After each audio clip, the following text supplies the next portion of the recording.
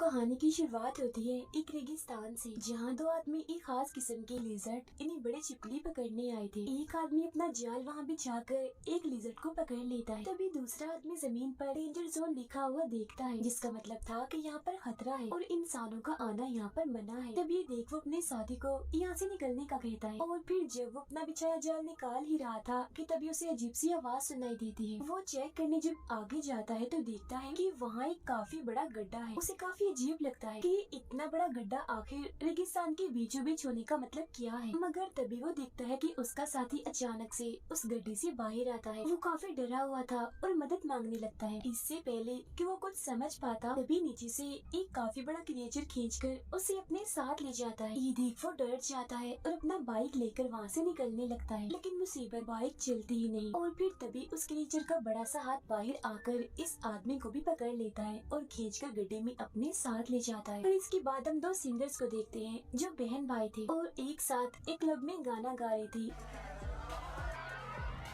इनमें लड़के का नाम काव था। फिर जब शो खत्म होता है तो काव अपनी बहन से कहता है कि हम जो भी पैसे गाने गा गा कर कमाते हैं इतनी मेहनत से, उसमें से आधे से ज्यादा हिस्सा तो हमारा सीनियर ही रख लेता है। इसीलिए अब से मैंने उसके साथ काम करना बंद कर दिया है। उनकी बातचीत करने के दौरान ही वहाँ नशे की रोकथाम करने वाली पुलिस आ जाती है, जो पूरे क्लब में छापा मारती है और सभी लोगों को चेक करने लगती है कि किसी ने नशा तो नहीं किया हुआ। आखिर में उस सिंगर काव पर इल्जाम लगा देते हैं कि और किसी का तो पता नहीं, मगर ड्रग फिलहाल तुमने लिया हुआ। हालांकि काव उन्हें समझाता भी है कि नहीं, ऐसा कुछ नहीं है, मैंने कभी ड्रग को हाथ तक नहीं लगाया। मगर पुलिस उसकी बातों का यकीन नहीं करती। थोड़ा सोचने के बाद उसका शक अपने सीनियर पर जाता है, जिसके साथ उसने काम करना बंद कर दिया था। फिर अब काव को जमानत पर छोड़ दिया जाता है। इनकी बातों के दौरान उसकी बहन के पास उनकी मॉम की कॉल आती है, जो बताती है कि आपके नाना की मौत हो गई है। जो सुन वो लोग अपने गाँव जाने के लिए निकल जाते हैं अपनी मॉम से मिलने के लिए, जहाँ रास्ते में काव अपने नाना के साथ गुजारा हुआ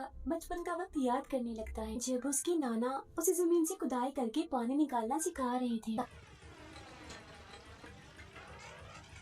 ताकि गांव वालों की पानी की जो तंगी है वो दूर हो सके। अब कुछ ही वक्त के बाद वो लोग अपने घर पहुंच जाते हैं और अपनी सारी फैमिली से मिलते हैं। तभी यहाँ एक लड़की जिसका नाम फोन था वो आती है, जो काव की बचपन की दोस्त थी और अब वो एक काफी मशहूर यूट्यूबर बन चुकी थी। वो यूट्यूब पर वीडियोस डालती। काव फोन से बात करने की कोशिश करता है, मगर वो उससे काफी नाराज थी और ठीक से उससे बात नहीं कर रही थी, क्योंकि आज 10 साल के बाद काव अपने गाँव वापिस आया था। इस बीच उसने अपने दोस्त फोन से कोई भी राब्ता नहीं रखा। अब यहाँ से सीन चला जाता है काव और फोन के बचपन में, जहाँ हम देखते हैं कि एक बार फोन के डैड काव के नाना को वो लिजर्ड्स गिफ्ट में दे रहे थे, क्योंकि उन्हें काफी कीमती माना जाता है। ये लिजर्ड्स फोन नहीं पकड़ी थी, मगर काव ये कहकर उन्हें पिंजरे से आजाद कर देता है कि हमें किसी को भी ऐसे कैद नहीं करना चाहिए। उसके बाद फोन को इतनी पसंद आ जाती है कि इनकी दोस्ती हो जाती है। फिर इसके बाद हम वापिस से मौजूदा वक्त में आते हैं, जहाँ हमें वही दोनों आदमी दोबारा से दिखाए जाते हैं जिन्हें हमने शुरुआत में भी देखा था। इन दोनों को दरअसल उसी क्रिएचर ने नीचे गुफा में कैद करके रखा हुआ था। तभी वो क्रिएचर वहाँ आ जाता है, जिसका साइज बहुत ही बड़ा था और वो काफी खतरनाक भी दिख रहा था।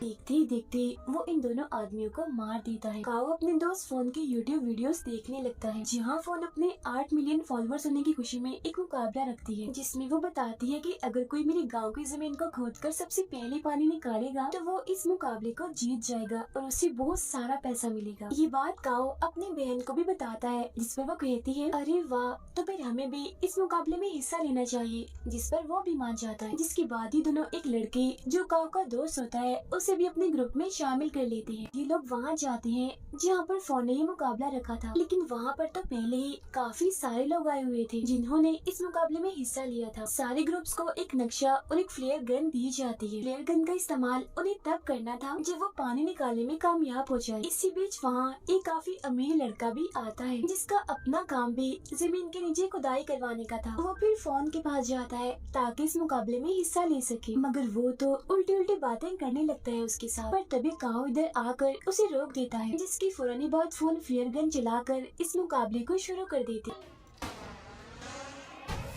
ये सभी लोग पानी ढूंढने के लिए अलग अलग जगहों पर जाकर जमीन खोदने लगते हैं। जिस बीच दो आदमियों को शुरुआत वाली उन्हीं दो आदमियों की बाइक मिलती है जो उस क्रिएचर का शिकार बन चुके थे। वो दोनों फिर उस बाइक को लेकर आगे बढ़ते हैं, मगर तभी वो क्रिएचर जमीन चीरते हुए इनके साथ साथ बाइक की स्पीड से दौड़ने लगता है और इनके पीछे पड़ जाता है, जिससे ये लोग डर जाते हैं और अपनी जान बचाने के लिए बाइक घुमा देते हैं। मगर वो क्रिएचर काफी चालाक था। वो इनके रास्ते के आगे एक काफी बड़ा गड्ढा बना देता है, जिससे वो दोनों जाकर उसमें गिर जाते हैं। उधर काओ और उसके साथी पानी ढूंढने के लिए आगे बढ़ रहे थे, मगर तभी उन्हें जमीन पर एक जगह कुछ प्लेट्स दिखती हैं, जिन्हें उल्टा करके रखा हुआ था। सभी प्लेट्स पर मंत्र भी लिखे हुए थे। जो देख काओ की बहन उससे पूछती है कि ये प्लेट्स यहाँ पर ऐसे क्यों रखी हुई है, जिस पर वो कहते हैं कि ये असल में एक काफी पुराना प्राचीन तरीका है पानी ढूंढने का। अगर जमीन के अंदर पानी होगा तो वो प्लेट में जमा होकर उसे अपनी जगह से हटा देगा। उनकी बातचीत के दौरान वहाँ एक दूसरा ग्रुप आता है जो पास ही में खुदाई कर रहे थे, जिनमें से एक आदमी काओ के ग्रुप से कहता है कि ऐसा माना जाता है कि इस जगह पर एक काफी बड़ा मॉन्स्टर रहता है जो बहुत ही ज्यादा खतरनाक है और उससे बचने के लिए ही इन प्लेट्स को यहाँ पर रखा हुआ है और मंत्र भी इन पर लिखे हुए हैं। उसकी इस बात पर काओ को जरा भी यकीन नहीं होता, जिसके बाद वो लोग आगे बढ़ते हैं। अब यहाँ शाम हो गई थी। गाड़ी में अपने नाना का एक काफी पुराना नक्शा मिलता है, जिसमें उसकी नाना ने एक पहाड़ के पास निशान बनाया हुआ था। काओ जब उस नक्शे को फोन के दिए हुए नक्शे से मिलाता है तो देखता है कि उस नक्शे में ऐसा कोई भी निशान नहीं है। जो देख ये तीनों समझ जाते हैं कि जरूर इस पहाड़ के पास हमें पानी मिल सकता है, इसीलिए अगले ही दिन ये वहाँ जाने का फैसला करते। शाम होने की वजह से बाकी लोग यहाँ से जा रहे थे, मगर इनमें से 3 लोग रात यहीं गुजारने का फैसला करते हैं। जिनमें से एक आदमी जब साइड पर जाता है तो तभी वो क्रिएचर उड़ता हुआ इसके पास आता है और उसका सर ही काट कर जिस्म से अलग कर देता है, जो जाकर उसके साथियों के पास गिरता है, जिसे देख उनके होश उड़ जाते हैं, काफी डर जाते हैं और अपनी जान बचाने के लिए वहाँ से भागने लगते हैं। मगर तभी वो बड़ा सा क्रिएचर इनके सामने आता है। तब यहाँ हमें पता चलता है कि ये क्रिएचर और कोई नहीं बल्कि बिग लिजर्ड है, जिसका साइज इतना बड़ा हो चुका है। वो अब इन दोनों आदमियों को भी मार कर अपना शिकार बना लेता है। फिर अगली सुबह जब फोन को उन तीनों आदमियों के लापता होने की खबर मिलती है तो वो काफी परेशान हो जाती है, इसीलिए वो इस मुकाबले को बंद करने का फैसला करती है। तभी फोन का मैनेजर उस अमीर लड़के को कॉल करके बताता है कि 3 लोग गायब हो गए हैं, इसीलिए फोन इस मुकाबले को बंद करने वाली है। जिस उन अमीर लड़के को काफी गुस्सा आ जाता है, इसीलिए वो कहता है अगर मुकाबला बंद किया तो मुझसे बुरा कोई नहीं होगा, अंजाम तुम जानते ही हो। जिस उन मैनेजर डर जाता है, इसीलिए वो फोन को मनाने जाता है और कहता है कि देखो ये कितनी बुरी बात है, पहले हमने मुकाबला रखा अब हम इसे बंद कर रहे हैं तो ये अच्छी बात तो नहीं है, इसीलिए हमें इस मुकाबले को बंद नहीं करना चाहिए। और रही बात उन 3 गायब लोगों की, हो सकता है कि वो खुद ही वापस चले गए हों या फिर किसी और ने उन्हें पकड़ लिया हो, तो हमें इन सब बातों को नजरअंदाज करके अपना मुकाबला जारी रखना चाहिए। हालांकि फोन ऐसा करना तो नहीं चाह रही थी, मगर मैनेजर के काफी कहने पर वो अपना मुकाबला जारी रखती। काओ और उसके साथी नक्शे वाली जगह पर आ जाते हैं, जहाँ उन्हें गुफा मिलती, जिसके अंदर जाने पर इन्हें एक ऐसी दीवार मिलती है जो काफी गीली थी, जिसे देख काओ कहता है कि शायद दीवार के पीछे पानी है, इसीलिए हमें दीवार को तोड़ना चाहिए। ये जगह दरअसल उसी क्रिएचर लिजर्ड का घर है, जो तभी यहाँ आ जाती है और काओ के दोस्त को अपने मुंह में उठा लेती है। जो देख दोनों बहन भाई काफी डर जाते हैं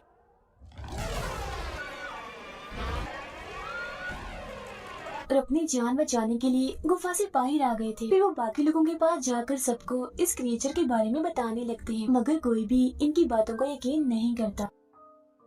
अगले ही पल वो क्रिएचर नीचे से जमीन फाड़कर एक आदमी पर हमला कर देता है और उसे आधा नीचे से पकड़ लेता है। पुरानी बात खींचकर वो उसे भी अपने साथ ले जाता है। अब ये देखकर तो सबके होश उड़ गए थे। उन्हें अब काओ की बातों पर यकीन हो गया था, तो वो अपनी अपनी जान बचाने के लिए यहाँ से भागने लगते हैं। काओ की बहन और वो अमीर लड़का कैसे भी करके ट्रक में आकर छुप जाते हैं, मगर मैनेजर अंदर नहीं आ पाता, वो बाहर ही रह जाता है। जहाँ तभी वो क्रिएचर आकर उस पर झपट पड़ता है और एक ही झटके में उसे मार देता है। इसके बाद वो क्रिएचर अब काओ और फोन के पीछे बढ़ गया था, जिससे बचने के लिए वो दोनों भागने लगते हैं। तो वो क्रिएचर भी तेजी से भागने लगता है, लेकिन तभी वो दोनों भागते भागते एक गड्ढे में गिर जाते हैं। अब ये देखकर काओ की बहन अपने भाई की जान बचाने के लिए ट्रक का हॉर्न बजा देती है, मगर फिर जैसे क्रिएचर वहाँ आता है तो काओ की बहन और वो अमीर लड़का नीचे होकर छुप जाते हैं, जिससे वो क्रिएचर इनके ट्रक के पास आता तो है, मगर इन्हें वो नहीं देख पाता और चुपचाप वहाँ से चला जाता है। उधर काओ और फॉन को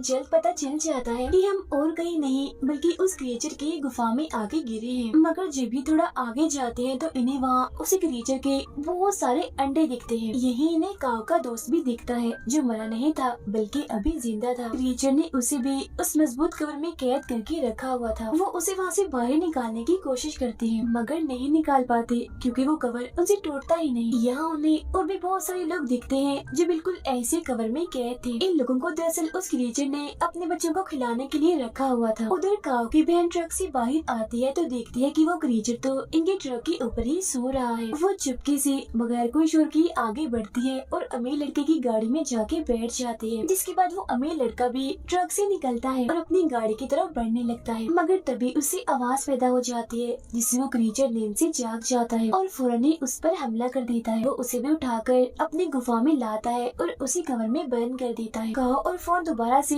उसी गीली दीवार के पास पहुंच जाते हैं जिसे चेक करने के बाद फोन कहती है कि दीवार की दूसरी तरफ पानी है और क्योंकि ये लिजर्ड क्रिएचर है इसलिए शायद इसे पानी पसंद नहीं होगा तो उसने पानी से बचने के लिए ये दीवार बना। फिर इसके बाद ये दोनों उस गुफा से बाहर आ जाते हैं जहाँ इन्हें कुछ लोग दिखते हैं तो ये उनके पास चले जाते हैं मगर तभी वो क्रिएचर बड़ी स्पीड में आता है और पलक झपकते ही वो बहुत सारे लोगों को अपना शिकार बना लेता है, उन्हें मार देता है। वो फोन को भी देख लेता है और उसे पकड़कर अपने साथ ले जाता है। अब यहाँ का फ्लेयर गन चला देता है जो देख उसके पास सिर्फ एक ही ग्रुप आता है जो वही था जिसने काओ को उन प्लेट्स और क्रिएचर के बारे में बताया था। अब कुछ वक्त के बाद यहाँ काओ की बहन भी आ जाती है। वो लोग एक प्लान बनाते हैं जिसके बाद काफी तेज गाने बजाने लगते हैं। जो आवाज सुन वो क्रिएचर जमीन फाड़कर थोड़ा सा बाहर आता है और सब पर धाड़ने लगता है। वो लोग ये देखकर उसे चारों तरफ से घेर कर उस पर हमला कर देते हैं। जो देख वो क्रिएचर दोबारा से अपनी गुफा में चला जाता है। काओ की बहन कुछ लोगों के साथ उसे गुफा के अंदर जाती है जहाँ वो उन लोगों की मदद से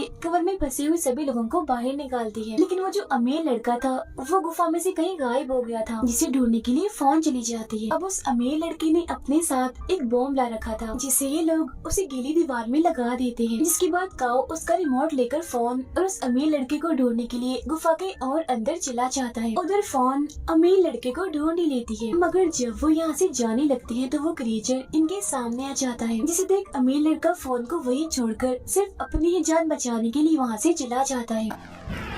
अब इससे पहले वो क्रिएचर फोन पर हमला करता काओ भी यहाँ पहुँच चुका था। वो क्रिएचर के ऊपर छलांग लगाकर उसके ऊपर आ जाता है और एक कुल्हाड़ी से उस पर हमला कर देता है मगर वो क्रिएचर इतना ताकतवर था कि उसे कुछ भी नहीं होता। जिसके बाद वो क्रिएचर अब फोन को अपने दुम से पकड़ लेता है और जोर से उसे जकड़ लेता है। वो उसे फिर मारने ही वाला था कि तभी काओ फ्लेयर गन चलाकर उस क्रिएचर के मुंह में डाल देता है जिससे वो क्रिएचर बौखला जाता है और उसका ध्यान भटकते ही ये लोग यहाँ से भाग जाते। कुछ दूर आकर काओ रिमोट का बटन दबाकर बॉम्ब को फोड़ लेता है जिससे वहाँ धमाका होता है और दीवार टूट जाती है। ऐसा होते ही पूरी गुफा में पानी फैलने लगता है। पानी का बहाव इतना तेज था कि क्रिएचर भी उसके साथ बह जाता है और मारा जाता है। पानी अब काफी तेजी से काओ और फोन के पीछे भी आ रहा था मगर वो ठीक वक्त पर गुफा से बाहर निकल आते हैं जहाँ पर तभी काओ की बहन और उसका दोस्त भी आ जाते हैं। फिर तभी जमीन पर अलग अलग जगह से पानी आने लगता है जो देख के लोग काफी खुश हो जाते हैं। इसके बाद हम देखते हैं कि वो अमीर लड़का गड्ढे से बाहर आता है जो अभी जिंदा था जिसके हाथ में उस क्रिएचर का अंडा था जिसे देख वो काफी हंस रहा था। अब अंडा होने का मतलब ये है कि उस क्रिएचर का जड़ से खात्मा नहीं हुआ क्योंकि उसके अंडे अभी मौजूद हैं जिनमें से जाहिर है और भी बहुत सारे लिजर्ड क्रिएचर निकलेंगे और इसी के साथ ही ये फिल्म यहीं पर खत्म हो जाती है।